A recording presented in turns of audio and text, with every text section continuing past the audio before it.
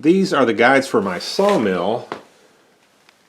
There's two of them there, and they're both basically the same. And I made these back when I didn't have a mill, I didn't have a lathe, or any way to really be super accurate, and so it was done with a cutting torch and everything welded together and all of that. And so I had to use shims in order to get everything aligned. In this video, what I'm going to do is make some new ones that are more accurate, and that then I can adjust them once they're on the machine to get them in the orientation that I want them in. This is what we're going to make today. It's a guide for a homemade sawmill that I made, oh gosh, probably 20 years ago or so. And so I'm upgrading it, and one of the things I wanted to do was change the guides. The blade runs right down through here, so this does down pressure on the blade, and this keeps the blade from being able to go back any further than this bearing right here. Now to make this, I'm using a 1 by 1 inch piece of steel bar.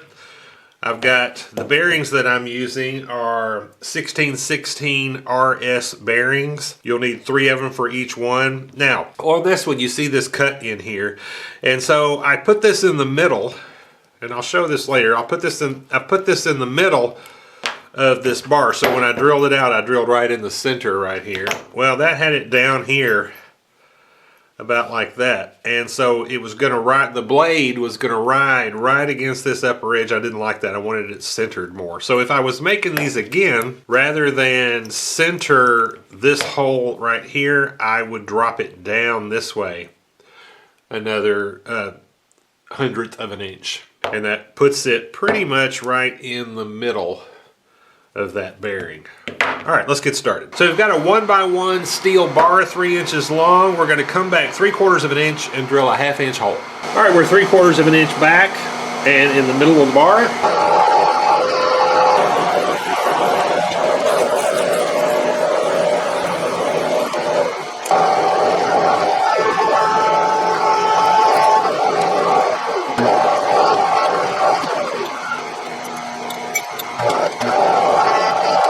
Okay, that's got our 1/2 inch hole that'll hold that bolt. Next, we need to drill another 1/2 inch hole right in the end and thread it. All right, I've got it set up vertically in here, and I've used a center finder, checking the sides to get it right in the center.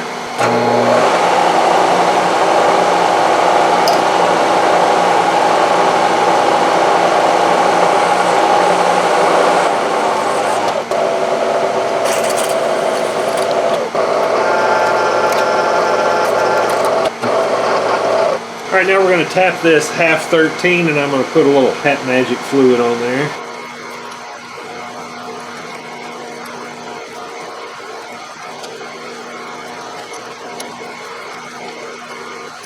Okay, so on this bearing right here where the blade pushes back against this bearing, a lot of the commercial ones will just put another bearing back here.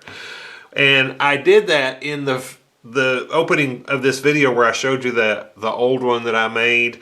I originally just put a bearing back there, and I found over time that the blade would wear the bearing in two right here. Now, could be I didn't have things adjusted right or something like that. If you've got experience with that, I'd really be interested in knowing what your experience was with that.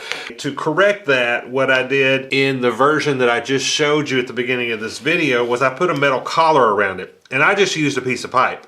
And so it was very thin, and so this one, I have pressed the bearing into a ring of 4140. Took some 4140 stock that's 1.5 inches and bored it out. And I'll show you just a little bit of that because it's kind of long and tedious.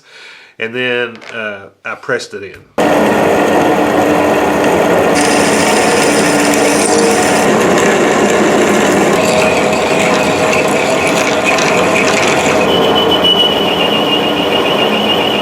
So what you want to do is feel your bearing and then press it in there.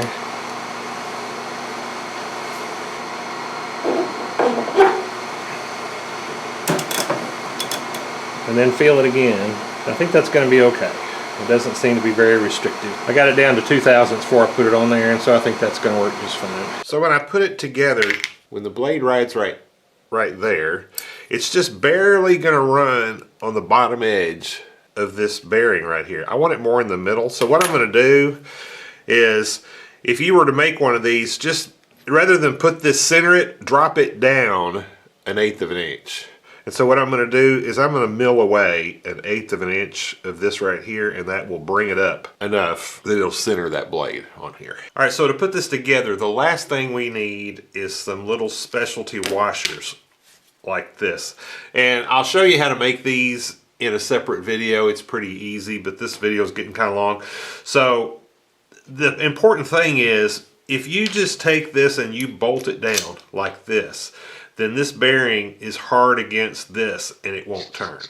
All right, so what you've got to do is support this inner metal ring with a washer and let the outer metal ring of the bearing spin free. So what that does is it gives you just a little bit of a gap that you can see in there like that.